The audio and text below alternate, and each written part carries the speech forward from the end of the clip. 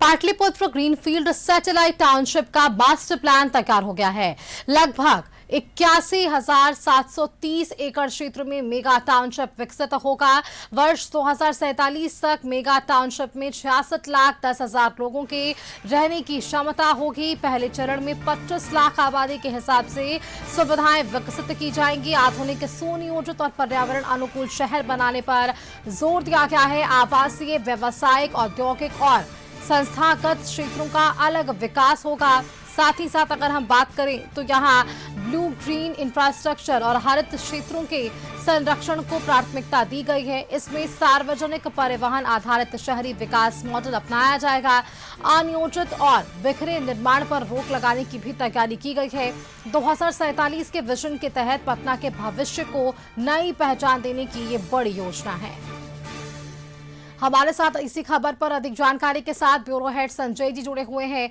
संजय जी, जिस तरह से एक विजन तैयार हो रहा है, पाटलिपुत्र ग्रीनफील्ड सैटेलाइट टाउनशिप का जो मास्टर प्लान है वो तैयार है, जो एक 2047 का लक्ष्य है, इसमें एक जो परिकल्पना हुई है कि कैसा हमारा शहर हो सकता है, कैसा हमारा राज्य हो सकता है, इस पर क्या कुछ और विशेषता आप बता पाएंगे? जी बिल्कुल सुष्मिता, देखिए बिहार की राजधानी पटना और आसपास का जो एरिया है जी, इसके प्लान डेवलपमेंट की दिशा में एक बड़ा स्टेप लिया गया है और पाटलिपुत्र ग्रीनफील्ड सैटेलाइट टाउनशिप का मास्टर प्लान तैयार कर लिया गया है। नगर विकास एवं आवास विभाग की माने तो यह महत्वाकांक्षी परियोजना लगभग 81,730 एकड़ यानी करीब करीब 33,070 हेक्टेयर क्षेत्र में विकसित की जाएगी। साल 2047 को ध्यान में रखकर तैयारी योजना के तहत भविष्य में करीब 66 लाख से अधिक लोगों के रहने की क्षमता वाला आधुनिक शहर बनाने का लक्ष्य रखा गया है। योजना के फर्स्ट फेज में लगभग 25 लाख लोगों की आबादी के अनुसार सड़क, पेयजल, सीवरेज, बिजली, सार्वजनिक परिवहन, स्वास्थ्य और शिक्षा जैसी आधारभूत सुविधाएं विकसित की जाएंगी। इसके बाद बढ़ती आबादी और जरूरतों को ध्यान में देखते हुए सुविधाओं का और एक्सटेंशन किया जाएगा।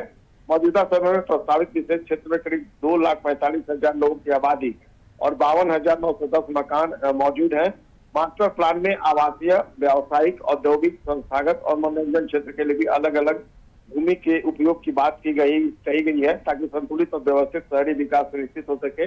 योजना में विभिन्न भूमि उपयोग, सार्वजनिक परिवहन और आधारित विकास, सभी क्षेत्रों का संरक्षण, ब्लू ग्रीन इंफ्रास्ट्रक्चर, जलवायु के अनुकूल शहरी नियोजन और फेज वाइज विकास पर जोर दिया गया है। सरकार का मकसद ही है अनियोजित और बिखरे निर्माण पर रोक लगाते हुए एक आधुनिक, पर्यावरण अनुकूल और आत्मनिर्भर शहर विकसित करना। अधिकारियों का दावा है कि यह परियोजना भविष्य में पटना महानगर क्षेत्र पर बढ़ते जनसंख्या का जो प्रेशर है उसको कम करेगा और साथ साथ रोजगार, निवेश और बेहतर सरकारी जीवन की, शहरी जीवन की नई संभावनाएं जो है वो भी काफी हद तक डेवलप हो सकेंगी। जी सुष्मिता। बिल्कुल संजय जी, बहुत शुक्रिया आपका हमारे साथ जुड़ने के लिए।